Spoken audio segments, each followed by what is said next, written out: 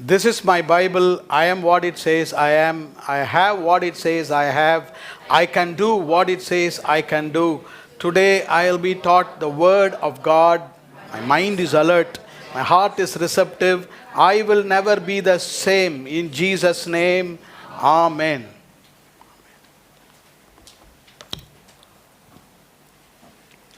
இன்றைக்கு காலையிலே நாம் கேட்ட இந்த வேத பகுதியின் ரத்தன சுருக்கத்தை உங்களுக்கு சொல்லி கர்த்தருடைய வசனத்தை நான் பகிர்ந்து கொள்ள விரும்புகிறேன். 2ஆம் அதிகாரம் 2 ராஜாக்கள். எலிசா எலியா இருவருடைய வாழ்க்கையை குறித்து அவர்கள் பிரிகிற நேரத்தை குறிக்கிற ஒரு வசன பகுதியாக இருக்கிறது. எலியா, Elijah, he was a prophet, a minister of God. எலியா ஒரு ஊழியக்காரன், ஒரு தீர்க்கதரிசியாக இருந்தான். எலிசா என்பவன், எலிஷா, எலிசா என்பவன் he was a farmer, ஒரு விவசாயி. ஏர் மாடுகளை வைத்து உழுது கொண்டிருந்தான். ராஜாக்கள் 19:19 அதை குறித்து நீங்கள் அறிந்து கொள்ளலாம். இருவரும் இந்த அதிகாரத்திலே ஒரு பிரயாணமாக நடந்து போகிறார்கள். எலியா ஒரு தீர்க்கதரிசி, எலிசா ஒரு விவசாயி. 12 ஏர் மாடுகளை வைத்து ஏர் உழுது கொண்டிருந்தவன். 2 பேரும் நடந்து கொண்டு வருகிறார்கள். ஒரு கட்டத்திலே அவர்கள் 3 இடங்களை தாண்டி வருகிறார்கள். They are crossing 3 places. அதை தான் அந்த 2ஆம் அதிகாரத்திலே வாசித்தோம். முதலாவதாக அவர்கள் புறப்படுகிற இடத்திற்கு பெயர் கில்கால். கில்காலிலிருந்து அவர்கள் பிரயாணப்பட்டு பெத்தேல் என்ற இடத்துக்கு வருகிறார்கள். பெத்தேல் என்ற இடத்திலிருந்து புறப்பட்டு எரிகோவுக்கு வருகிறார்கள். அந்த எரிகோவிலிருந்து புறப்பட்டு யோர்தான் நதிக்கு அருகிலே வரும்பொழுது இருவரும் பிரிகிறார்கள். ஆண்டவர் எலியாவை பரலோகத்திற்கு எடுத்துக்கொள்கிறார். எலிசா அந்த இடத்துல ஒரு விண்ணப்பத்தை எலியாவிடம் கேட்கிறார். இருவரும் அந்த கரைக்கு கடந்த பிறகுதான் எலியா எலிசாவை பார்த்து கேட்கிறார், உனக்கு என்ன வேண்டும் என்று கேள். Ask what you want. உன்மேல் இருக்கிற ஆவி இரட்டத்தனையாக எனக்கு வேண்டும் என்று கேட்பது எலிசா. மிகவும் அரிதான காரியம் என்று சொல்லி, நான் எடுத்துக்கொள்ளப்படும் பொழுது நீ என்னை பார்த்தால் அதை நீ பெற்றுக்கொள்ளலாம் என்று சொல்லுகிறார். அப்படியே அதை பார்க்கிறார். மறுபடியுமாக அக்கறைப்படுகிறார் எலிசா. இதை தான் இந்த அதிகாரத்திலே வாசிக்கிறோம். அநேகருக்கு இதை குறித்து நாம் நன்றாக அறிந்திருப்போம். ஆனால் இன்றைக்கு ஆண்டவர் நமக்கு வைத்திருக்கிற தேவனுடைய சத்தியத்தை இந்த காலையிலே நாம் பெற்றுக்கொள்வோம். இந்த நாள் கர்த்தர் கொடுத்த செய்தியினுடைய தலைப்பை உங்களுக்கு நான் சொல்ல விரும்புகிறேன். Redeeming and receiving and reliving your future blessings.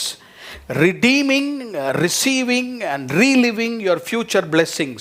நம்முடைய எதிர்காலத்தையும் எதிர்கால ஆசீர்வாதத்தையும் மீட்டெடுத்து அதை பெற்றுக்கொண்டு வாழுகிற ரகசியங்களை இந்த அதிகாரத்திலே நாம் காணலாம். அதை உங்களுக்கு நான் விளக்கி சொல்ல விரும்புகிறேன். 3 காரியத்தை குறித்து இந்த இருவரும் நின்று கொண்டிருக்கும் போது யோர்தான் கரையிலே நாம் வாசிக்கலாம்.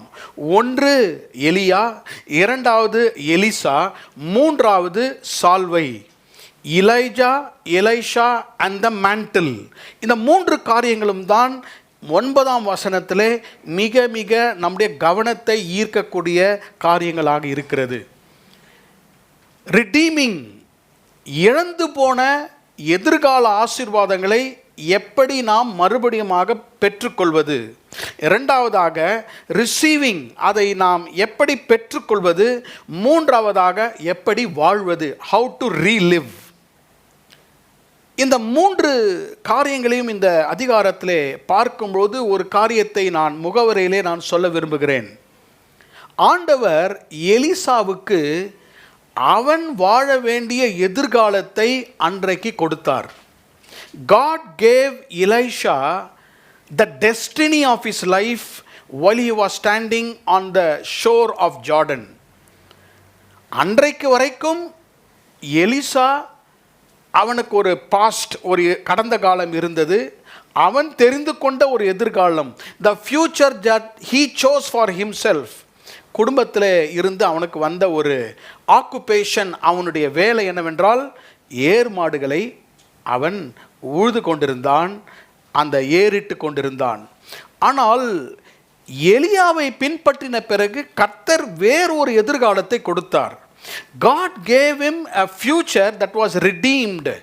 மீட்டெடுக்கப்பட்ட ஒரு எதிர்காலத்தை எலிசாவுக்கு கொடுத்தார். அதுதான் அந்த சால்வையின் அடையாளமாக பெற்றுக்கொள்கிறான். அப்படி என்றால் இன்றைக்கு இதிலிருந்து கர்த்தர் நமக்கு கொடுக்கும் செய்தி என்னவென்றால், ஆண்டவர் நாம் தெரிந்து கொள்ளும் எதிர்காலத்தை ஆசீர்வதித்து தராமல் அவர் கொடுக்கும் எதிர்காலத்தை நமக்கு ஆசீர்வதித்து தருகிறார். It is the future that God gives, He blesses. It is not the future that you and I choose for ourselves. நமக்கென்று ஒரு எதிர்காலத்தை தெரிந்து கொள்வதன் மூலமாக கர்த்தர் ஆசீர்வதிப்பதில்லை. ஆண்டவர் நமக்காக ஒரு எதிர்காலத்தை ஆசீர்வதித்து தந்திருக்கிறார். அதற்காக நம்முடைய வேலையை விட்டு வர வேண்டும் அப்படி நான் சொல்லவில்லை. ஆண்டவர் நமக்கு எப்படிப்பட்ட வேலைகளையும் எப்படிப்பட்ட ஆக்குபேஷன்ஸ் அண்ட் அவர் நம்முடைய ப்ரொஃபஷன் எதை கொடுத்திருந்தாலும் அதற்கு மேலாக ஒரு அழைப்பு, அதற்கு மேலாக ஒரு எதிர்காலத்தை கர்த்தர் வைத்திருக்கிறார். ஆண்டவர் அப்படிப்பட்ட ஒரு எதிர்காலத்தை நமக்கு மீட்டெடுத்து கொடுத்து அதை நாம் பெற்றுக்கொண்டு நாம் அதை வாழும்படியாக ஆண்டவர் நம்முடைய வாழ்க்கையிலே விரும்புகிறவராக இருக்கிறார். He had a yoke, but now he has a mantle. எலிசாவுக்கு முன்பதாக ஒரு ஏர் மாடுகளுடைய நுகம் இருந்தது. இப்பொழுது அவன் கையில் இருப்பது ஆண்டவர் கொடுத்த ஒரு சால்வை. நுகத்தை அவன் விட்டுவிட்டு ஆண்டவருடைய சால்வையை பெற்றுக்கொள்கிறான்.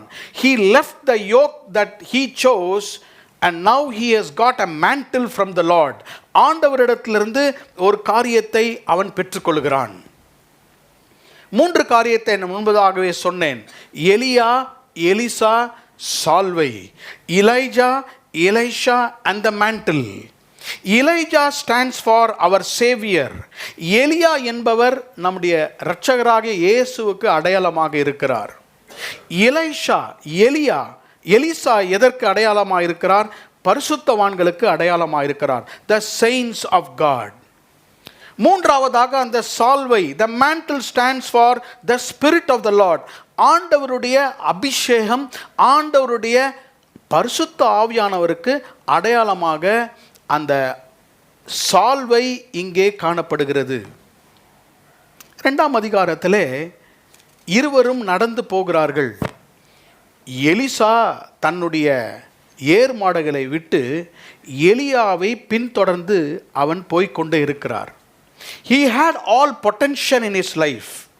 எலிசாவுடைய வாழ்க்கையிலே சாமர்த்தியம் இருந்தது, தாளந்துகள் இருந்தது, all potential. He was a successful businessman. அவன் கை தேர்ந்த சாமர்த்தியமான நல்ல வேலை செய்து கொண்டிருந்தால், but God moved from his potential to a purposeful life. அவனுடைய சாமர்த்தியமான தாளந்துகளோட வாழ்க்கையிலிருந்து கர்த்தர் அவனுக்கு நோக்கத்தை கொடுத்தார். ஆண்டவர் இன்றைக்கு இந்த காலையிலே நம்முடைய வாழ்க்கையினுடைய நோக்கத்தை உறுதிப்படுத்தி கர்த்தர் நம்முடைய வாழ்க்கையினுடைய அழைப்பை அவர் தந்து நம்மை ஆசீர்வதிப்பாராக. 3 காரியங்களையும் உங்களுக்கு நான் விளக்கி சொல்ல விரும்புகிறேன். எப்படி கர்த்தர் நம்மை வாழ்க்கையிலே நடத்தி நமக்காக வைத்திருக்கிற அந்த நோக்கத்தை பெற்றுக்கொள்ளும்படியாக நம்மை நடத்துகிறார். முதலாவதாக லெட்ஸ் ரீட் அபவுட் எலிஜா. எலியாவை குறித்து வாசிப்போம். Elijah stands for the Xavier. ஆண்டவராகிய இயேசு கிறிஸ்துவுக்கு எலியா அடையாளமாக இருக்கிறார். He stands for the savior. நம்மை ரட்சித்தவர், நம்மை மீட்டு கொண்டவர். இந்த எலியா எப்படி ஆண்டவராகிய இயேசு கிறிஸ்துவுக்கு அடையாளமாக இருக்கிறார்? எப்படி அவர் எலிசாவுக்கு எதிர்காலத்தை கொடுத்தார்? சால்வையை கொடுத்து எப்படி எதிர்காலத்தை கொடுத்தார்? 3 காரியங்களை இந்த அதிகாரத்திலே எலியாவை குறித்து வாசிக்கலாம். ஆஸ் அ சேவியர், முதலாவதாக ஹிஸ் அத்தாரிட்டி, அவருடைய அதிகாரம். The authority of the saviour. 2 ராஜாக்கள் 2ஆம் அதிகாரம் 3ஆம் 5ஆம் வசனத்தை வாசிக்கிறேன். 2 Kings chapter 2 verse 3 and verse 5. அப்பொழுது பெத்தேலில் இருந்த தீர்க்கதரிசிகளின் புத்திரர் எலிசாவினிடத்தில் வந்து, இன்றைக்கு கர்த்தர் உனக்கு தலைமையாய் இருக்கிற உன் எஜமானை உன்னை விட்டு எடுத்துக்கொள்வார் என்பது உனக்கு தெரியுமா என்றார்கள். அதற்கு அவன், எனக்கு தெரியும், சும்மா இருங்கள் என்றான். 5ஆம் வசனம். எரிகோவில் இருந்த தீர்க்கதரிசிகளின் புத்திரர் எலிசாவினிடத்தில் வந்து, இன்றைக்கு கர்த்தர் உனக்கு தலைமையாய் இருக்கிற உன் எஜமானை உன்னை விட்டு எடுத்துக்கொள்வார் என்று உனக்கு தெரியுமா என்று அவனை கேட்டார்கள். அதற்கு அவன், எனக்கு தெரியும், சும்மா இருங்கள் என்றார். Both of them are walking. 2 பேரும் நான் இங்கு சொல்லப்பட்ட அந்த 3 இடங்களை கடந்து நடந்து கொண்டே போகிறார்கள். கில்காலிலிருந்து அவர்கள் பிரயாணம் செய்து பெத்தேலுக்கு வருகிறார்கள். பெத்தேலிலிருந்து பிரயாணம் செய்து கர்த்தர் அவனை எரிகோவுக்கு அனுப்புகிறார். ஒவ்வொரு இடத்திலும் கர்த்தர் எலியாவை அனுப்பும்போது எலிசாவை பார்த்து என்ன சொன்னார்? ஆண்டவர் என்னை பெத்தேலுக்கு அனுப்புகிறார். God is sending me there. உடனடியாக எலிசா என்ன சொன்னார்? நான் உம்மை விடுகிறதில்லை. I will not leave you. நான் உம்மை பின்தொடர்ந்து வருவேன். இப்போ எலிசா தன்னுடைய எதிர்காலம், தன்னுடைய ஃபியூச்சர், தன்னுடைய எதிர்காலத்தை தெரிந்து கொள்ளும் ஒரு ப்ராசஸ், ஒரு வேலை வழியிலே இருக்கும் பொழுது சத்தங்கள் காதிலே விழுகிறது. என்ன சத்தம்? அதான் 3ஆம் 5ஆம் வசனத்தை வாசித்தோம். அங்கு இருந்த ஸ்கூல் ஆஃப் ப்ராஃபட்ஸ், தீர்க்கதரிசிகளின் பள்ளி இருந்தது. அநேகர் தீர்க்கதரிசி பள்ளிகளிலே படித்து கொண்டிருந்தார்கள். அந்த ஸ்டூடெண்ட்ஸ் எல்லாம் எலிசாவை பார்த்து சொல்கிறாங்க, உன் எஜமானை கர்த்தர் எடுத்துக்கொள்ள போகிறார், உனக்கு தெரியுமா? அந்த 3ஆம் 5ஆம் வசனத்திலே ஒரு காரியத்தை சொல்ல விரும்புகிறேன். கர்த்தர் உனக்கு தலைமையாக இருக்கிற உன் எஜமானை, the headship. Elijah, your master, who is your head. உனக்கு தலைமையாக இருக்கிற உன் எஜமானை கர்த்தர் எடுத்துக்கொள்ள போகிறார். அப்போ இந்த இரட்சகராகிய எலிசா எதற்கு அடையாளமாக இருக்கிறார்? இரட்சகருக்கு அடையாளமாக இருக்கிறார். அவருக்கு என்ன இருந்தது என்றால் அதிகாரம் இருந்தது. he had authority. ஆண்டவரிடத்திலிருந்து நமக்கு கர்த்தர் வைத்திருக்கிற எதிர்காலத்தை பெற்றுக்கொள்ள வேண்டும் என்றால், if we have to receive God's future blessings in our life, we should know our Savior and we should know the authority of the Savior. இந்த இரட்சகருக்கு ஒரு அதிகாரம் இருக்கிறது, ஒரு தலைமை இருக்கிறது என்பதை நாம் அறிந்து கொள்ள வேண்டும். Who was the head of Elisha? Elijah was the head. எலிசாவுக்கு தலைமையாக இருந்தவன் யார்? எலியா. இன்றைக்கு மிக மிக முக்கியமான ஒரு அம்சம் நம்ம வாழ்க்கையில் இதுதான். Who is my head today? எனக்கு தலைவர் யார்? என்னை நடத்துகிறவர் யார்? அன்றைக்கு எலிசாவுக்கு தலைமையாக இருந்தவன் யார்? எலியா. யாரெல்லாம் தங்களுக்கு தலைமையாகிய இயேசு கிறிஸ்துவை தெரிந்து கொள்கிறார்களோ அவர்கள் வாழ்க்கையிலே சரியாக நடத்தப்படுவார்கள். நமக்கு இன்றைக்கு இருக்கிற தலைமை ஆண்டவரும் இரட்சகருமாகிய இயேசு கிறிஸ்து.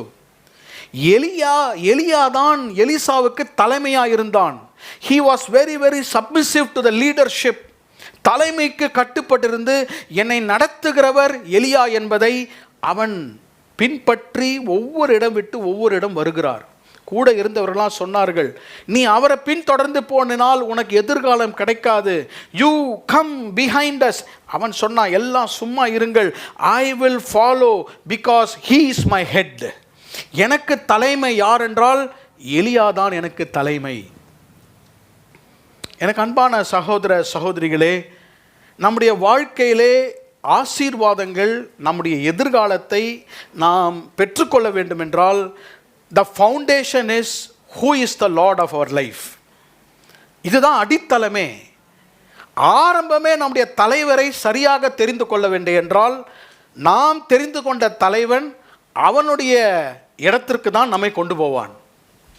நான் சொல்லுது விளங்குதுங்களா? Who is your hero today? உங்களுடைய தலைவன் யார்? Who is your star today? இதுக்கு மேலே நான் விளக்க முடியாது. நீங்கள் யாரை ஃபாலோ பண்ணுறீங்க? எலியாவை மேலே பார்த்தாலே தெரியும்.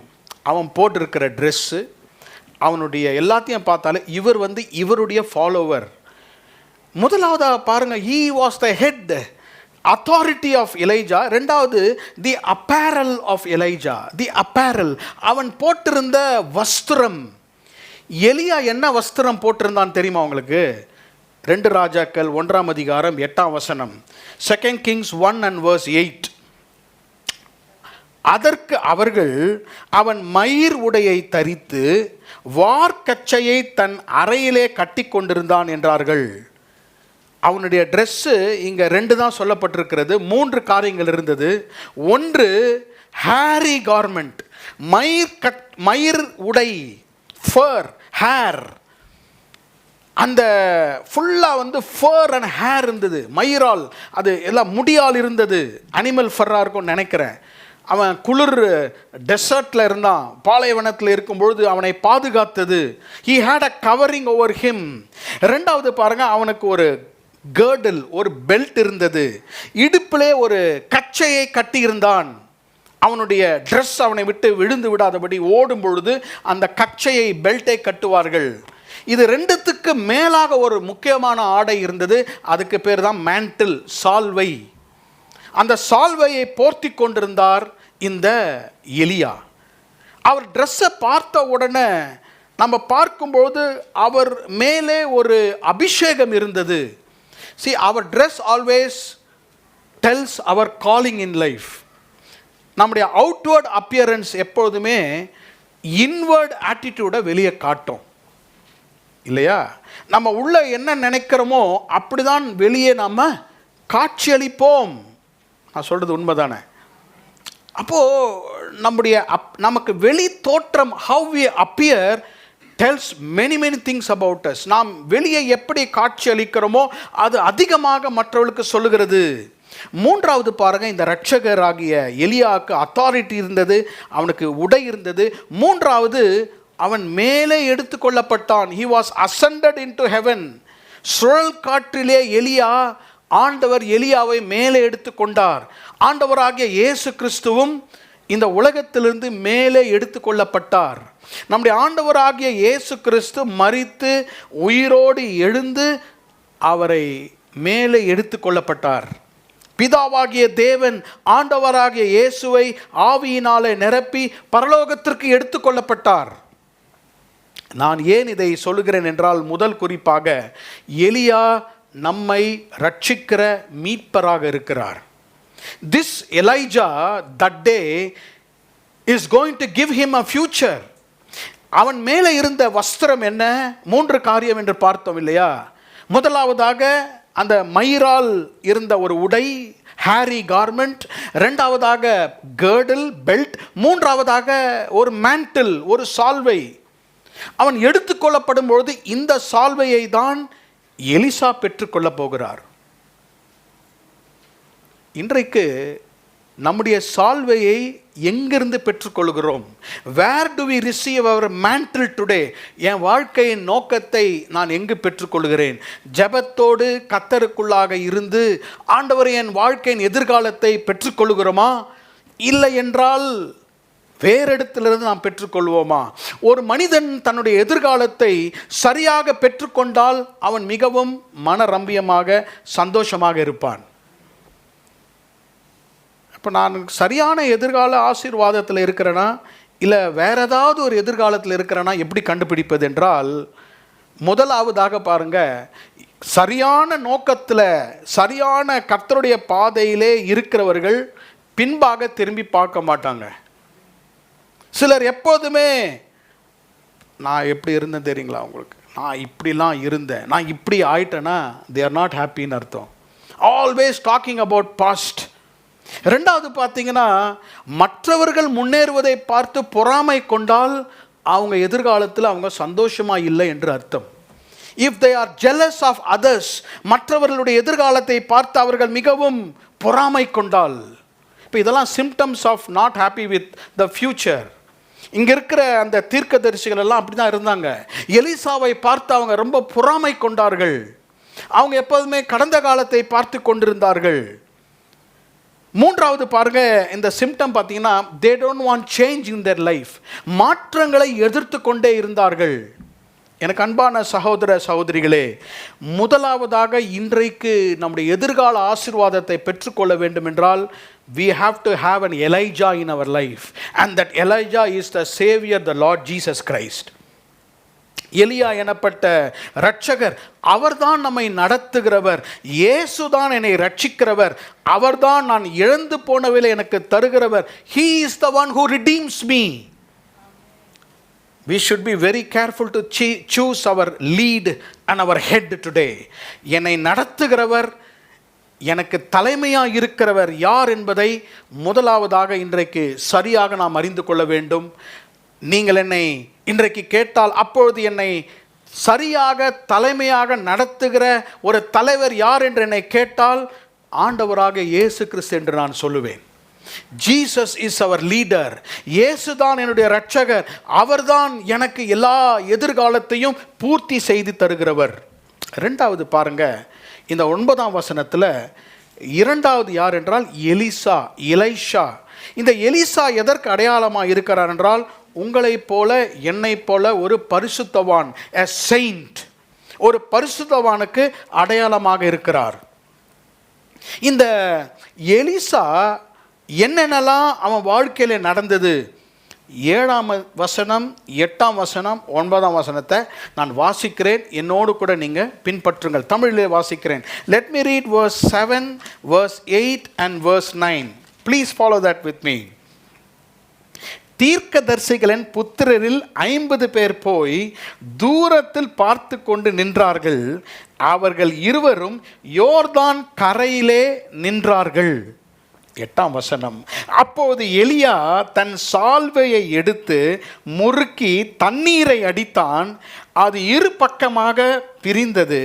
அவர்கள் இருவரும் உலர்ந்த தரை வழியாய் அக்கரைக்கு போனார்கள். 9ஆம் வசனம்.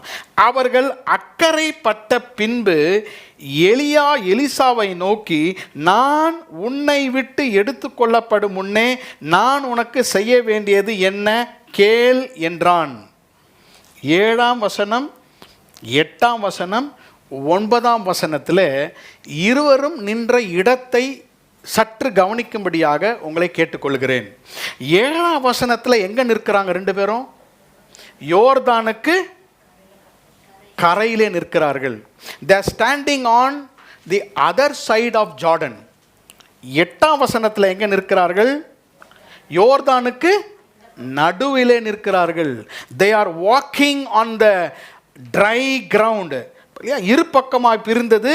அவர்கள் இருவரும் உலர்ந்த தரை வழியாய் அந்த கரைக்கு போகிறாருங்க. அப்போ கொஞ்ச நேரம் எங்கே இருந்தாங்க? யோர்தானின் நடுவில் இருக்கிறார்கள். 9ஆம் வசனத்தில் எங்கே போகிறாங்க? அக்கறைக்கு போகிறார்கள். எப்படி சொல்லலாம்? இக்கரை, நடுக்கரை, அக்கறை, இப்படி சொல்லலாமா? நம்ம புரிஞ்சுக்கிறதுக்காக சொல்கிறேன்.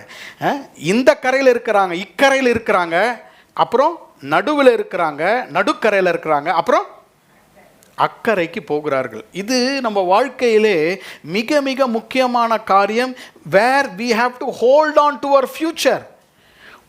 நான் உனக்கு என்ன செய்ய வேண்டும் என்று எப்போ கேட்குறாருன்னா, ஃபாலோ பண்ணும் போது கேட்கல, முடிவில் தான் கேட்குறாரு. எங்கே போய் கேட்குறாரு? அக்கறைப்பட்ட பின்பு தான் கேட்குறார். அந்த கரையை தாண்டின பிறகு தான் எலியா எலிசாவை பார்த்து கேட்கிறார், நான் உனக்கு என்ன செய்ய வேண்டும்? அருமையான சகோதர சகோதரிகளே, நம்முடைய எதிர்கால ஆசீர்வாதம், to receive our future, there are 3 shores in our life. the shore, இந்த கரை, அப்புறம் நடுக்கரை, அப்புறம் அக்கறை. இது மூன்றுமே நமக்கு மிக மிக முக்கியமாக காணப்படுகிறது. எலியா எலிசாவோடு நடந்து கொள்ளும் பொழுது எலிசாவுடைய கண்கள்லாம் எங்கே இருந்தது? எலியா மேலே இருந்த சால்வை. அதுதான் என்னுடைய ஃபியூச்சர். அந்த சால்வையை எப்படியாவது நான் அவரிடத்திலிருந்து நான் வாங்க வேண்டும். எனக்கு அன்பான சகோதர சகோதரிகளே, ஆண்டவர் இன்றைக்கு நம்முடைய கண்கள், நம்முடைய மனது எங்கே இருக்கிறது என்பதை நமக்கு சொல்லி காட்ட விரும்புகிறார். இந்த கரைக்கு வருவதற்கு முன்பதாக அவங்க பிரயாணப்பட்டு வந்தார்கள். எங்கிருந்து வந்தார்கள்? கில்கால். அதுக்கு பிறகு எங்கே வந்தாங்க? பெத்தேலுக்கு வந்தாங்க. அதுக்கப்புறம் எங்கே வந்தாங்க? எரிகோக்கு வருகிறார்கள். அதற்கு பிறகுதான் யோர்தானுக்கு வருகிறார்கள். Gilgal, Bethel, Jericho. மூன்றையும் சொல்லாமா சத்தமா? Gilgal, geography class. Gilgal, Bethel, இந்த மூன்றுமே பைபிளில் நிறைய காரியங்கள் அந்தந்த இடத்துல நடந்திருக்கிறது. நீங்கள் கில்காலை குறித்து யோசுவா புத்தகத்தில் வாசித்தால் எல்லா இஸ்ரவேல் ஜனங்களும் பிரயாணம், அந்த 40 வருஷம் பிரயாணம் முடித்த பிறகு விருத்த சேதம் பண்ணப்படுகிற இடம் தான் Gilgal. Gilgal is the place where the Israelites after the 40-year journey were circumcised again. மறுபடியுமாக அவர்கள் விருத்த சேதம் பண்ணுகிறார்கள். அது என்ன சொல்லலாம்? அப்போ கில்காலை என்ன சொல்லலாம் என்றால், flesh was crucified. மாம்சம் சிலுவையிலே அறையப்பட்ட இடம், அதுதான் கில்கால். ரெண்டாவது பாருங்க, பெத்தேல். பெத்தேலை குறித்தும் வேத புத்தகத்திலே நிறைய வாசிக்கலாம். ஆதியாகம புத்தகத்திலே வாசிக்கலாம். யாக்கோபு பெத்தேலை இருந்தார், ஈசாக்கு நிறைய சம்பவங்கள் நடந்தது. பெத்தேல் என்ற இடம் என்ன தெரியுங்களா? கன்ஃபெஷன் ஆஃப் ஃபெய்த், விசுவாசத்தை அறிக்கை செய்யும் இடம்தான் பெத்தேல். மூணாவது எரிகோ. எரிகோ பற்றி நமக்கு தெரியும். பெரிய மதில் சுவர்கள் கீழே விழுந்த இடம்தான் எரிகோ. The foe was conquered. எதிராளியை மேற்கொள்ளும் இடம்தான் எரிகோ. இப்போ நான் குறிப்புக்கு வருகிறேன். நீங்கள் வீட்டுக்கு போய் இதை யோசித்து நீங்கள் தியானியுங்கள். எலிசாவே, நீ இந்த கரைக்கு வந்து அந்த கரைக்கு போவதற்கு முன்பதாக கில்காலுக்கு செல்ல வேண்டும். உன் மாம்சம் சிலுவையில் அறையப்பட வேண்டும். அப்படின்னா என்ன அர்த்தம்? இனிமேல் நான் அல்ல, இனிமேல் அந்த சால்வை தான் என்னுடைய எதிர்காலம். Lord, it is not that I live but Christ lives in me. என் மாம்சம் எந்த அளவுக்கு சிலுவையிலே அறையப்படுகிறதோ அந்த அளவுக்கு நான் என் எதிர்காலத்தை பெற்றுக்கொள்ள முடியும். ஏன் அநேகருக்கு எதிர்காலம் சரியாக இல்லை என்றால், எப்போதுமே மாம்சம் முன்பாக வந்து நிற்கிறது. flesh comes in the front. the flesh has to be crucified. நான் என்ற என்னுடைய சுயநலம் சிலுவையில் அறையப்பெற்றால்தான் இயேசு என்ற எதிர்காலம் முன்பாக வரும். நான் என்று சொல்லுகிறவைகள் முன்பாக நிற்கும் பொழுது இயேசு கிறிஸ்து என்ற எதிர்காலம் பின்பாக மறைந்திருக்கும். நான் என்ற சுயம் சிலுவையிலே அறையப்பட்டால்தான் கிறிஸ்து என் வாழ்க்கையிலே வெளிப்படுவார். அதுதான் கில்கால். எலிசாவுடைய வாழ்க்கையிலே தன்னுடைய சுயம் சிலுவையிலே அறையப்பட்டது. இரண்டாவதாக பெத்தேலுக்கு வரும்பொழுது எல்லா இடத்திலும் கிரிட்டிசிசம், குறைகள் சொல்கிறார்கள். நீ அங்கே போறியா? நிறைய சத்தம் அவன் காதுகளிலே கேட்கிறது. எல்லாருக்கும் என்ன பதில் சொன்னா? எனக்கு தெரியும், சும்மா இருங்கள். He was able to confess his faith. அவனுடைய விசுவாசத்தை அவன் சொன்னான். எனக்கு தேவை அந்த சால்வை, எனக்கு என்னுடைய எதிர்காலம் தேவை. நீங்களாம் சும்மா இருங்கள். நான் எங்கு செல்கிறேன் என்று எனக்கு தெரியும். என் விசுவாசம் என்ன என்பது எனக்கு தெரியும். நான் விசுவாசித்தவர் இன்னார் என்பதை நான் அறிந்திருக்கிறேன். நான் கில்காலை விட்டு நான் பெத்தேலுக்கு செல்கிறேன். சிலுவையை, அந்த இடத்துல தன் மாம்சத்தை சிலுவையிலே அறைந்தான். இரண்டாவது, அந்த பெத்தேலிலே விசுவாசத்தை அறிக்கையிடுகிறான். தானாக எரிகோவில் இருக்கிற மதில்கள் கீழே விழுகிறது. எரிகோவை தாண்டும் பொழுது என்ன நடக்கிறது? எல்லா சத்ருவும் அவனை அவன் மேற்கொண்டு விடுகிறான். விடுதலை பெற்று அவன் யோர்தானுக்கு வருகிறான். எனக்கு அன்பான சகோதர சகோதரிகளே, இன்றைக்கு பரிசுத்தவானாகிய நாம் சேவியர் எலியாவை பார்க்கும்போது அந்த சால்வையை நான் பெற்றுக்கொள்ள வேண்டும் என்றால் கில்காலிலிருந்து நான் பெத்தேலுக்கு வர வேண்டும். பெத்தேலிலிருந்து எரிகோவை கடந்தால்தான் அந்த கரையிலே அந்த சால்வையை நான் பெற்றுக்கொள்ள முடியும். பாதி பேர் கில்காலே நின்றுறாங்க. கில்காலே நின்று ரைட் அபவுட் டர்னில் போயிருக்காங்க நிறைய பேர். சிலர் கில்காலையும் தாண்டி விட்டு போராடி தன்னுடைய மாம்சத்தை வென்று எங்கே வந்து நிற்கிறாங்க? பெத்தேலில் நிற்கிறாங்க. ஒரு இடத்துல கொஞ்சம் பேர் சொல்லி மேற்கொண்டாங்க, திருப்பியும் நிறைய பேர் பின்னால் போயிடுறாங்க. ஒரு சிலர் என்ன செய்கிறார்கள், அவங்க எரிகோக்கு வந்து மதிலை பார்த்து நின்றுறாங்க. இவ்வளோ பெரிய சத்துரு இருக்கிறான் என் வாழ்க்கையில் எதிர்காலத்தை பெற்றுக்கொள்ள முடியாது. I am so discouraged. இந்த 3 இடங்களையும் நாம் கடந்து வர வேண்டும்.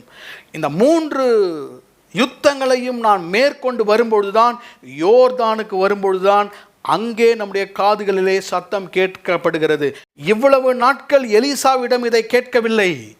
only when he came to Jordan he asked. யோர்தான் கரையில வந்தபோதுதான் எலிசாவை பார்த்து கேட்கிறார், நீ கேள், what do you want?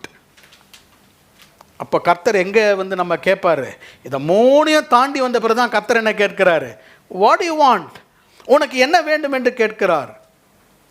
சரிதானே? அவர் கேட்குற வரைக்கும் நம்ம எங்கே வெயிட் பண்ணுறோம்? கில்காலுக்கு முன்னாலே நாமே கேட்டுடுறோம். அவருக்கே நான் இன்னும் கேட்கவே இல்லையே, இன்னும் நீ கில்காலை தாண்டலையே, இன்னும் பெத்தேலை தாண்டலையே, இன்னும் எரிகோவை நீ தாண்டவில்லையே.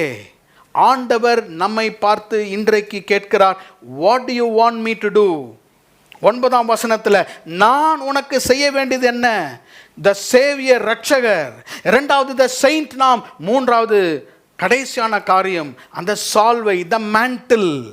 அந்த சால்வை அங்கிருந்து விழுகிறது. அந்த சால்வையை தன்னுடைய கரங்களிலே எலிசா எடுத்துக்கொள்கிறார். 10ஆம் வசனம், அதற்கு அவன், அரிதான காரியத்தை கேட்டாய், உன்னை விட்டு நான் எடுத்துக்கொள்ளப்படுகையில் என்னை நீ கண்டால் உனக்கு கிடைக்கும், இல்லாவிட்டால் கிடையாது என்றான். அவர்கள் பேசிக்கொண்டு நடந்து போகையில் இதோ அக்கினி ரதமும் அக்கினி குதிரைகளும் அவர்கள் நடுவாக வந்து இருவரையும் பிரித்தது. எலியா சுழல் காற்றிலே பரலோகத்திற்கு ஏறி போனான். அதை எலிசா கண்டு, என் தகப்பனே, இஸ்ரவேலுக்கு ரதமும் குதிரை வீரருமாய் இருந்தவரே என்று புலம்பினான். அவன் அப்புறம் காணாமல் தன் வஸ்திரத்தை பிடித்து 2 துண்டாக கிழித்தான். 13ஆம் வசனம், பின்பு அவன் எலியாவின் மேல் இருந்து கீழே விழுந்த சால்வையை எடுத்து திரும்பி போய் யோர்தான் கரையிலே நின்று. வெரி வெரி இம்பார்ட்டன்ட், முக்கியமான காரியத்தை நீங்கள் நன்றாக கவனிக்க வேண்டும். 2 பேரும் போய் யோர்தானில் நிற்கிறார்கள். யோர்தான் 2ஆக பிளக்கிறது. எப்படி பிளக்கிறது? எலியா சால்வை எடுத்து யோர்தானை அடிக்கும் பொழுது, அந்த யோர்தானை கடந்த பிறகு எலியா எடுத்துக்கொள்ளப்படும் பொழுது என்ன நடக்கிறது என்றால், எலியாவின் மேல் இருந்த ஒரு சால்வை கீழே விழுகிறது. எலிசா போய் அந்த கீழே விழுந்த சால்வையை பிடித்து, வெரி இம்பார்ட்டன்ட், 14th verse, எலியாவின் மேலிருந்து கீழே விழுந்த சால்வையை பிடித்து. நான் இன்னொரு விதத்தில் சொல்லுகிறேன், எலிசா போய் தன் எதிர்காலத்தை பிடிக்கிறான். he went and he was holding his future. அந்த சால்வை தான் அவனுடைய எதிர்காலம். உங்களுடைய கண்களை கொஞ்சம் நான் திறக்க விரும்புகிறேன். 1 ராஜாக்கள் 19ஆம் அதிகாரம். I want to talk to you few minutes on this mantle. 1 Kings chapter 19. 1 ராஜாக்கள் 19ஆம் அதிகாரம் 19ஆம் வசனத்தை வாசிக்கிறேன். 1 Kings 19:19. அப்படியே அவன் அவ்விடம் விட்டு புறப்பட்டு போய் 12 ஏர் பூட்டி உழுது சாப்பாத்தின் குமாரனாகிய எலிசாவை கண்டான். அவன் 12 ஏரை ஓட்டி கொண்டிருந்தான். எலியா அவன் இருக்கும் இடம் மட்டும் போய் அவன் மேல் தன் சால்வையை போட்டான். கவனிச்சிங்களே நான் வாசித்ததை? பல நாட்களுக்கு முன்பாக நடக்கிற ஒரு சம்பவம். இப்போ இவங்க யோர்தானில் நிற்கும் போது நடக்கிறதுல மெனி மந்த்ஸ், எவ்வளோ நாட்கள் தெரியல. அவன் வேலை செய்து கொண்டிருக்கிறான். Elisha was working. அவன் வேலை செய்து கொண்டிருக்கும் போது எலியா போய் தன் மேல் இருந்த மேண்டில் சால்வையை எடுத்து எலிசாவின் மேல் போடுகிறான்.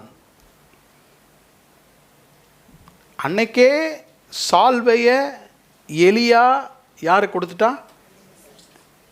இப்போ இருக்கிற சால்வை என்ன, நிறைய சால்வை வச்சிருப்பார் போல அவர். ஒரு சால்வையை நாம் ரட்சிக்கப்படும் பொழுது, ஆண்டவர் நமக்கு கொடுக்கும் பொழுது, நாம் ஆண்டவரை பின்தொடர்ந்து வருகிறோம். இந்த உலகத்தில் இருக்கும் பொழுது நாம் கடந்த வாழ்க்கையிலே, when we are living in this world, கர்த்தர் நமக்கு ஒரு சால்வையை தருகிறார், ஒரு வரத்தை நமக்கு தருகிறார், ஒரு அழைப்பை நமக்கு தருகிறார்.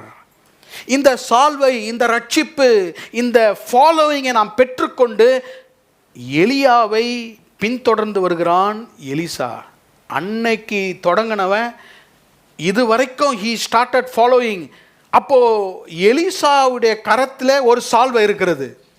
அதுதான் எலியாவுடைய சால்வை, முதல் கொடுத்த சால்வை. எலியாவிடம் 2 சால்வை இருந்ததுன்னு நினைக்கிறேன். ஒரு சால்வை ஆரம்பத்திலே கொடுக்கிற ஒரு சால்வை, இன்னொரு சால்வை ஆண்டவர் கொடுக்கிற ஒரு சால்வை.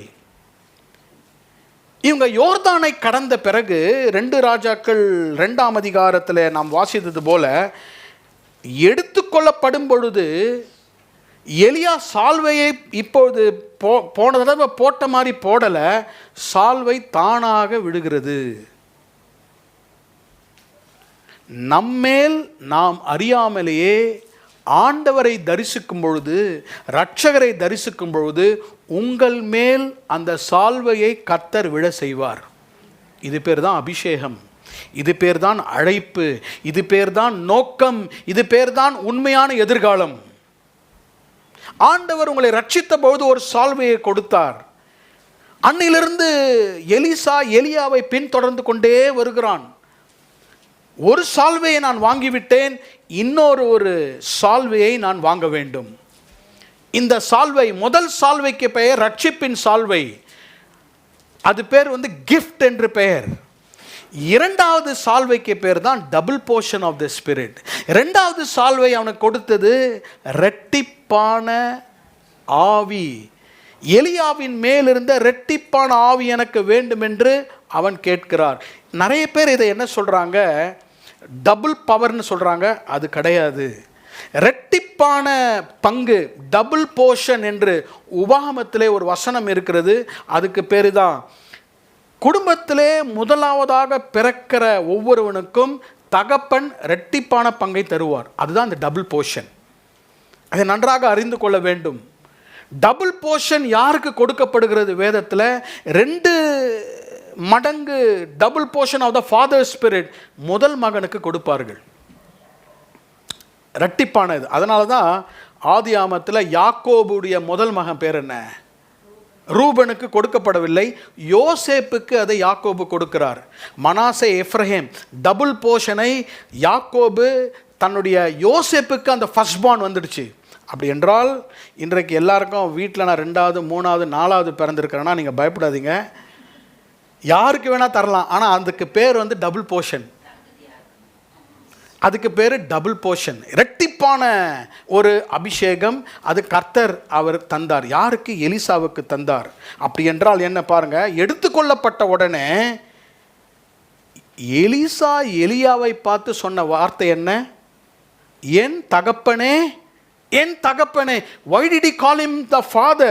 ஏன் தகப்பனே என்று? அன்னைக்கு வரைக்கும் அவர் எஜமான், எஜமானே, எஜமானே, மாஸ்டர்னு கூப்பிட்டுட்டு இருந்தார். எடுத்துக்கொள்ளப்பட்ட பிறகு அவர் சொன்ன வார்த்தை என்ன? ஏன்னா ஃபர்ஸ்ட் பார்ன் ஆயிட்டார். இப்போ அதை பார்த்த உடனே the master became a father. அவர் தகப்பனாக மாறி விடுகிறார். he has already received double portion. இரட்டிப்பான பங்கை பெற்று விட்டார். அப்படி என்றால் என்ன? முதல் பங்குக்கு பெயர் அந்த குடும்பத்திலே தகப்பனிடத்திலிருந்து வருகிற ஆசீர்வாதம். அதான் முதல் பங்கு. 2வது பங்கு என்ன தெரியுமா? லீடர்ஷிப், தலைமை. You are going to lead, you will become a leader. அதுதான் செகண்ட் போர்ஷன். டபுள் போர்ஷனா இதான் அர்த்தம். முதல் போர்ஷன் என்ன? வர வேண்டிய ஆசீர்வாதம், நமக்கு உரிய ஆசீர்வாதம். இதெல்லாம் நமக்குரிய ஆசீர்வாதம் தான் ஃபர்ஸ்ட் போர்ஷன். இந்த செகண்ட் போர்ஷன் இருக்கு பாருங்க, டபுள் போர்ஷன். 2வது பகுதி என்ன தெரியுமா? அதுதான் கர்த்தர் கொடுக்கிற மகத்தான தலைமை. You will become the leader. நீ தலைவனாக மாறுவாய். எல்லாருக்கும், எல்லா பிள்ளைகளுக்கும் நீ தலைவனாக மாறுவாய். அன்றைக்கு அந்த எதிர்காலத்தை அவன் பெற்றுக்கொள்கிறான். இரட்டத்தனையான ஆசீர்வாதத்தை பெற்றுக்கொள்கிறான். உங்களுக்கும் எனக்கும் கர்த்தர் இதை எப்படி தருகிறார் என்று நான் உங்களுக்கு சொல்லி நான் முடிக்க விரும்புகிறேன். இன்றைக்கு கர்த்தர் நம்ம எல்லாம் ஆசீர்வதித்திருக்கிறார். எத்தனை பேர்லாம் ஆசீர்வதிக்கப்பட்டவர்கள்? எல்லாம் ஆசீர்வதிக்கப்பட்டிருக்கிறோம். இதுதான் ஃபர்ஸ்ட் போர்ஷன். இன்னைக்கு நம்ம முதல் பங்கோடு கூட வாழ்ந்து கொண்டு இருக்கிறோம். ஆனால் நமக்கு இன்னொரு பங்கு ஒன்று இருக்கு. அந்த டபுள் போர்ஷன் என்று ஒன்று இருக்கு. அது எப்போது கிடைக்கும் என்றால், எலிசாவை போல அவரை பார்க்கும் பொழுது அந்த சால்வையின் மூலியமாக நான் கிடைக்கும். அதுதான் பரிசுத்த ஆவியானவர். பரிசுத்த ஆவியானவர் நம்முடைய வாழ்க்கையின் மேலே வரும்பொழுது, பரிசுத்த ஆவியானவரை போன்ற சால்வை நம் மேல் வரும்பொழுது, நீங்கள் அந்த சால்வையை பிடித்து கொண்டு மறுபடியும் யோர்தானுக்கு வரும்பொழுது, எலியாவுக்கு பிளந்த யோர்தான் நமக்கும் ரெண்டாக பிளக்கும். அதே சால்வையை எடுத்துக்கொண்டு எலிசா மறுபடியும் வந்து யோர்தானை அடிக்கிறான். எலியாவின் தேவன் எங்கே என்று அடிக்கிறான். யோர்தான் ரெண்டாக பிளக்கிறது. அங்கிருந்த எல்லாரும் பார்க்கிறார்கள், Elisha has received a future. எலிசாவுக்கு ஒரு எதிர்காலம் கிடைத்து விட்டது. நம்மளாம் என்ன யோசித்தோம்?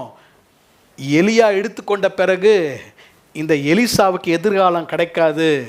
நம்மலாம் ப்ராஃபட் ஸ்கூலில் படிக்கிறோம், நாமெல்லாம் தீர்க்கதரிசி பள்ளியிலே படிக்கிறோம். எலிசாவுக்கு எதிர்காலம் இல்லை என்று நினைத்தவர்கள் அன்றைக்கு பார்த்தார்கள். ஆண்டவருடைய ஆவியானவர் எலிசாவின் மேலே விழும்பொழுது, அந்த ஆவியானவரை கொண்டு அந்த யோர்தானை ரெண்டாக பிளக்கும் பொழுது, எல்லாரும் சொன்னார்கள், எலியாவின் ஆவி எலிசாவின் மேல் வந்துவிட்டது. எல்லாரும் வந்து அவனுடைய பாதத்திலே விழுந்தார்கள். அன்றையிலிருந்து எலிசாவுக்கு கர்த்தர் புது எதிர்காலத்தை கொடுத்தார். அன்றை வரைக்கும் அவன் மாடுகளை ஏர்ந்து கொண்டிருந்தான். இதற்கு பிறகு சென்ற இடமெல்லாம் அற்புதங்கள். Wherever he went, he was doing miracle after miracle. எலிசாவின் எதிர்காலத்தை கர்த்தர் மாற்றினார். எங்கு போனாலும் அற்புதம், அவன் எதை தொட்டாலும் அற்புதம். அவன் இறந்த பிறகு அவன் புதைத்த இடத்திலே அற்புதம் நடந்தது. வேத புத்தகம் முழுவதும் நீங்கள் வாசித்தால், ஆண்டவராகிய இயேசு கிறிஸ்துவுக்கு பிறகு அதிகமாக அற்புதத்தை செய்தவர் எலிசா தீர்க்கதரிசி. இரட்டிப்பான லீடர்ஷிப், இரட்டிப்பான வல்லமை அவன் மேல் வந்தது. ஒரு வேத பண்டிதர் சொல்லுகிறார்கள், எலியா செய்த அற்புதங்கள் 8, எலிசா செய்தது 16 என்று சொல்லுகிறார்கள். நான் எண்ணி பார்க்கல. 2 மடங்கு அவனுடைய வாழ்க்கையை ஆண்டவர் ஆசீர்வதித்தார். காரணம், he got a mantle. அவனுக்கு கர்த்தரிடத்திலிருந்து ஒரு சால்வையை பெற்றுக்கொண்டான். இன்றைக்கு கர்த்தர் உங்களை பார்த்து சொல்லுகிறார், உங்கள் கையில் யோக் ஏர் இருக்கிறதா, இல்லை என்றால் உங்கள் கையில் சால்வை இருக்கிறதா? ஆண்டவர் பரிசுத்த ஆவியானுடைய சால்வையை நாம் பெற்றுக்கொள்ள வேண்டும். Receive the future God has for you. ஒருவேளை உங்கள் வேலையில் பிரச்சனை இருக்கலாம், ஒருவேளை பல இடத்துல you are not happy, but God will give you a mantle today. ஆண்டவர் ஒரு சால்வையை நமக்கு தருவார். எலியாவிடமிருந்து, ஒரு தலைமையிலிடமிருந்து எலிசாவுக்கு சால்வையை கொடுத்தது போல கர்த்தர் உங்கள் ஒவ்வொருவருக்கும் ஒரு சால்வையை தருவார்.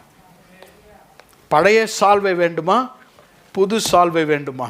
பழைய சால்வையை எலியா கொடுத்தார். அந்த சால்வை பின்தொடர உதவி செய்தது. ஆனால் நேரம் வந்த பொழுது he was able to receive அந்த சால்வையை ஆண்டவரிடத்திலிருந்து பெற்றுக்கொண்டார். எழும்பி நின்று நாம் ஜெபிப்போம். ஆண்டவர் இன்றைக்கு தம்முடைய பிரசன்னராகிய பரிசுத்த ஆவியானவராகிய ஒரு சால்வை உங்களுக்கு தருவார். அந்த சால்வைக்குள்ளாக எல்லா ஆசீர்வாதங்களும் இருக்கின்றன. அந்த சால்வை உங்கள் மேலே வரும்பொழுது வரங்கள் வெளிப்படும். அந்த சால்வைக்குள்ளாக அபிஷேகம் இருக்கிறது. அந்த சால்வைக்குள்ளாக அற்புதங்கள் இருக்கிறது. அந்த சால்வையை பயன்படுத்தும் கிருபையும் அதற்கோடு கூட வருகிறது. இன்றைக்கு இந்த இடத்தை விட்டு நாம் கடந்து செல்லும் பொழுது ஆண்டவர் நம்மை பார்த்து சொல்லுகிறார், what do you want me to do for you? உங்களுக்காக நான் என்ன செய்ய வேண்டும் என்று கர்த்தர் நம்மை கேட்கும் பொழுது நம்ம என்ன கேட்கணும்னா, எலிசாவை போல கர்த்தரை பார்த்து நம்ம கேட்கணும், ஆண்டவரே எனக்கு ஒரு பங்கு இருக்கிறது என்று தெரியும், but I want a double portion. எனக்கு ரெட்டிப்பான பங்கு எனக்கு வேணும்.